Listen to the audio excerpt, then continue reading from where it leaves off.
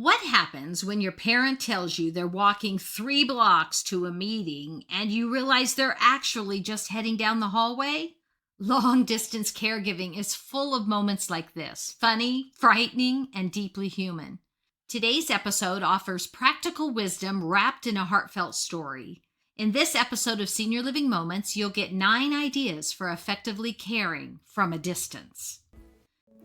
Welcome to Senior Living Moments with Nancy Nelson.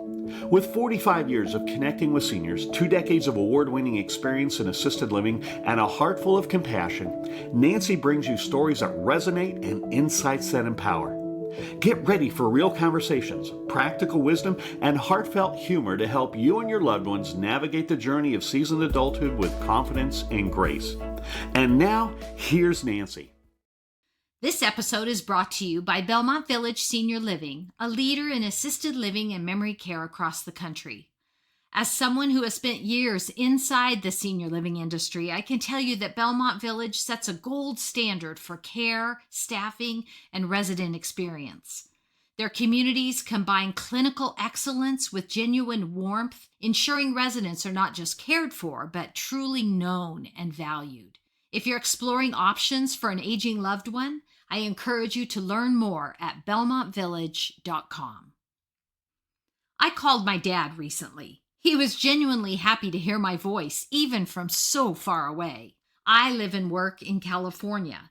My dad lives in an assisted living community in Colorado. I wish I weren't so far away, but my dad has lived in what he proudly calls the great state of colorful Colorado for more than 60 years. Any suggestion that he relocate closer to one of his kids simply isn't an option. Back to the phone call. We greeted each other warmly, and then my dad quickly said, "I can't talk for long. I'm headed down the street about 3 blocks to a meeting." "A meeting? What kind of meeting, Dad?" "I go to it regularly, I think," he said. "I can't remember exactly, but it's about 3 blocks away." I tried to keep my voice calm, but anxiety was already rising.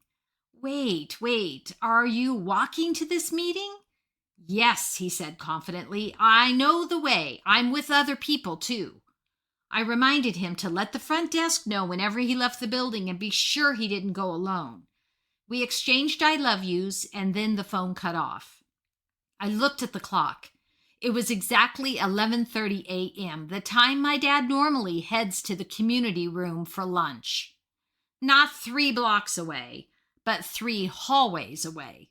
The sweetest part of this story, he had been talking to me while walking on his wireless landline phone, which is why the call dropped about 100 feet from his door. And that's what long-distance caregiving feels like. You're always close enough to care deeply, but far enough to worry. Caring for a parent from a distance is incredibly hard. You can't be there on their bad days. You don't always know how the doctor's appointment really went. You can't offer a hug when they're scared or confused.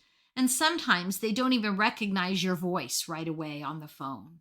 It's not ideal, but it is the reality for so many families. So here are a few practical ways to manage caregiving from a distance with more peace and less panic. First, build a small circle of local support. Identify 1 or 2 people nearby whom you trust, like neighbors or members of their synagogue or faith community, friends, or staff if your loved one lives in an assisted or independent living. Ask if someone can check in weekly or every even few days. When my mother was on hospice, we even asked the hospice team to text us after each of their visits. Those small updates brought enormous peace of mind. I'll never forget when my dad was still living alone and a winter power outage lasted 4 days.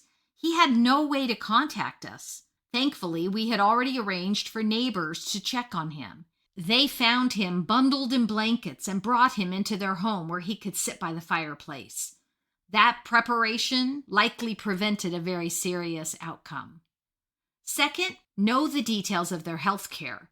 Keep updated records of doctors, medications, pharmacies, insurance cards, and refills. Having this information organized and accessible reduces stress for you and for them, especially during emergencies. Third, establish consistent check-in times.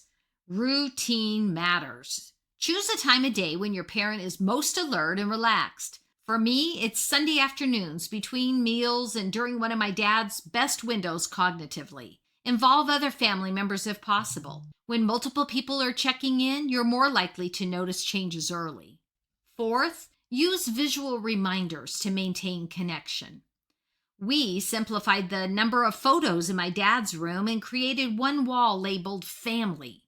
Each photo is clearly labeled with names. He often stands there quietly, using that wall as a memory aid and as a reminder that he is loved and connected.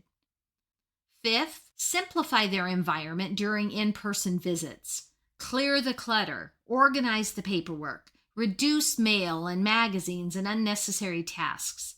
The fewer things they have to remember or manage, the more energy they have for living. Sixth, use technology carefully and compassionately. Not all seniors are comfortable with technology, but when it works, it can be a lifeline. We used Marco Polo for years before it became confusing for my dad. Others use fall alert systems, smart doorbells, or medication reminders. Set things up simply and let go of the frustration if they can't learn something new at this stage. Seventh, never underestimate the power of old-fashioned mail. Cards, letters, photos, and small packages matter more than we realize. I've watched residents open empty mailboxes day after day. My dad checks his mailbox religiously. A letter, a magazine, or a small bag of treats brings him real joy. Those moments of connection linger. Eighth, consider community living when appropriate. Loneliness is a serious condition, and living among peers safely and socially can ease confusion and depression and isolation. It often brings peace not only to the aging parent, but to the family as well. Finally, trust patterns more than words. Older adults live in a rhythm and routine. When those patterns change, like sleep or appetite or habits, it often tells you more than what they say on the phone. Patterns are clues. Pay attention to them. Living far from our parents is rarely what we imagined, but has become normal in a mobile society. While we can't always be physically present, there are meaningful ways to stay connected and attentive and loving from a distance, because connection is not measured by proximity. It's measured by presence, by the quiet, consistent ways we remind one another that you matter and I'm here for you.